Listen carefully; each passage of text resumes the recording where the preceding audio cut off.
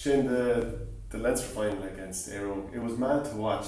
You were a point down going into injury time, you ended up winning. What was that like to be involved in? It was mad. I don't think you realise until you're on the pitch that day how bad the conditions were. It was 40-kilometre wind, rain, cold. I know there's a few games on Portage pitch 2 weeks previous, so it didn't help too much. So it was one of those you just wanted to get over the line with, and it didn't look like it when they took the lead about 5 minutes to go. But we always kind of believe in ourselves that when it gets into that melting pot that we can come out with it. And thankfully Warren and then Ryan hit the 2 points to level and put us ahead, which was huge for us, and it was more just relief at the end. Because throughout the first half, my thought was Ballyboden have dominated 90% of this game, and I think Eire Og got 3 points in the space of about 2 minutes. So I was wondering, coming down the stretch, you think it's just not going to be our day? Definitely, yeah, because I know we've always kind of nipped it at the end, and I kind of thought as soon as they took the lead, like, geez, maybe it's not supposed to be our day. They got a few nice points in the second half when the kind of wind changed and just more of a swirl. So I was thinking, like, it's been tough the whole day. Where are we going to get these 2 scores from? And I don't know how the lads did it, but we always just kind of keep to our game plan, keep it wide, and try work the shot and do nothing too stupid. And thankfully we did.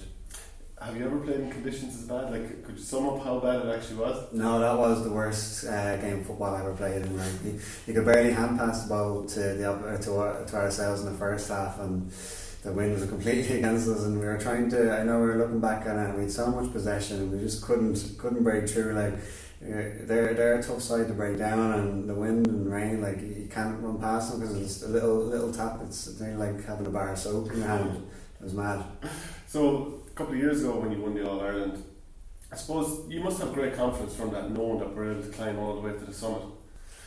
Yeah, like, there's things you can take from that run, and there's, like, it's completely different. You're coming up against completely different teams as before, but the thing you kind of take from it is all your preparation will be very similar, travelling down the bus to each games, the layout of the kind of competition, and it does give you a help that we have been there before, and it's always in the back of your mind. But then again, our squad has changed since then. There is new lads who are breathing new life into the team, and they're leading off the older lads with more experience, and we're still doing that as well, trying to learn off each other, and a new management team as well who are bringing new ideas from before. So there is similarities, but there is a lot more differences as well. Would you have many dual players this time? Because I think I remember Simon Lambert and Shane Durkin were doing both a few years ago. No, I think it's just Keeney now this year, and the hurlers didn't have as long as runs as they hoped to, but we have to have him quick enough, but it does make a huge difference when you just have the kind of same group of players there the whole time and don't have to rely on the hurlers like we did a few years ago. It was great to have them involved, but this time wasn't as big a need. So when you won it a few years ago, if I remember correctly, you beat Clonmel in the semi-final and then Castlebar in the final. This time we're coming up against a team from Down, so Ulster football is considered a little bit differently. So is there a sense of the unknown? Definitely, but they were on TV a couple of times this year already, so we kind of got to watch them as they were going along. But I wouldn't class them as the kind of typical northern team. Obviously they do have defensive structure in place, but some of their footballers up front are a joy to watch. They have such versatility in between them, left, right. The interlink of passing is very good in the eyes. So they are an athletic bunch, and they fancy their chances, and we know the kind of opposition we're up against. Yeah, and did you see them you saw them against Naomh Conaill, did you? Yeah. Were you impressed? Yeah, I was very impressed. The pace they were moving the ball up from as soon as they turned the ball over was frightening. And they kind of left for the inside. You see, for the size of him, he wins so much ball in front. He always may not get all the scores, but he's always, I say, a good man to get an assist. And the two Brannigans on either wing, and they seem to just go all day. So they're a great team. If you were to talk then about inter-county football, how hard is it to try and break into that Dublin team panel in 2016? Yeah, it is quite tough. There are so much good footballers in Dublin, and are similar to other counties that you maybe more folks in your club scene maybe, but because that's where it's at, and then it kind of after that it's kind of how the manager would see you. But it is tough because maybe have like there is a lot of competition in there, and it's something that you thrive on and try to be the best you can be. Maybe one day, who knows, a lot of us could be in there. Dessie Farrell, after taking over, and you won an under-21 All-Ireland under him, didn't you? So you know him quite well. What are the Dublin seniors getting with Dessie Farrell? Yeah, I was with him for 3 years, 3 21 campaigns. I think he's brilliant. Deserves his chance, and he's very hands-on. He'll get to know everyone individually. He'll put his own stamp on things. He won't leave any stone unturned. He'll be looking at every asset of the game, and between him and Jim, they have the same goal in mind, is to win as much as possible, and having the Dublin GA and Dublin football at the centre of their hearts. Who would have been your influences, football and wise, growing up? In my own club, it would have been Keane and Michael Darren McCauley, and then watching the Dublin games the first time under Pillar would have been like Brian Cullen, Mossy Quinn, Keane, Shane Ryan midfield as well. So they would have been the key ones when I was younger, and then more so when I was playing on development squads, it would have been mainly that 2011 team, the likes of O'Carroll, McCarthy, Mick as well, and then the Brogans up front. And did you always want to be a defender, pulling and dragging out of people? No, you never want to do it. It was just something I was better at than before, than being up front. Obviously, full back now, and I don't see the halfway line too much, and if I do, I'm told to get straight back.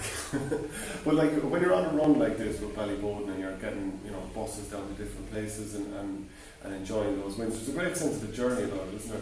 Yeah, there are special days that don't come around too often, and you want to enjoy it as much as you can. And I think we did this more so than last time round, because after the last All-Ireland we kind of faded away in our own county championship. So this year was a main focus on just winning Dublin. And we feel like the pressure has been off since that, and we can actually go out and enjoy each game, each training. We love being around each other. There's a great culture within the group, so the buses down are great crack, and then the days afterwards, the meals after the games, the couple of nights out, so they're fantastic days. And then just a couple of questions about managers. You had Andy McEntee, who's over Meath now, won the All-Ireland with you. What does he bring to the party? How good of a manager is he?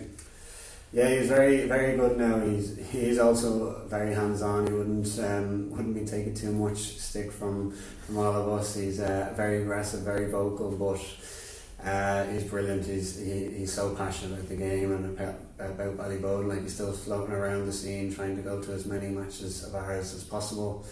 And then we have Anthony now, who's a bit more laid back, an absolute gentleman. And what he's focused on now with this management team is a lot of skill based, improving the whole squad, and just mainly enjoying football again, which I think we kind of lost the love of before he came in. So it's been a great, two great managers, different in their own ways, but we've been successful with both. And just to finish off then about a question about some of the forwards in Dublin, I don't know if were you marking Conor McHugh today against Nafina? I'm not sure if you were or not. In parts I was, and then second half I got moved out to centre back, but in the first half it was half and half. They came out the blocks very sharpish and kind of hit us with a few sucker punches and didn't know how to react. So at the back we were scrambling around. Yeah, because what I was going to ask you is, with the likes of the performance he gave that day, the performance Colin Pascal gave that day, like the depth of forwards in Dublin seems to be unreal, especially compared to the rest of the country. Is it, like, I presume you're coming up against class players just week on week when you're playing that championship? Yeah, you do. Like, there's even more lads who aren't on the county panel how tough Dublin is to win. You've seen, like, there's different winners we had over the last couple of years in the Dublin Championship, and it's great even having the own forwards in our own team who test you in training and who are bringing you on as well. So like they're laying down the marker for us, and then so we're ready for those big days when the championship comes. So final question then, are you excited for this Kilcoo match? Definitely not. These are the days you want to be, and you don't mind about the Christmas period ever. You just want to be in these occasions because you don't know how many of them are going to come around. Best of luck. Thanks very much.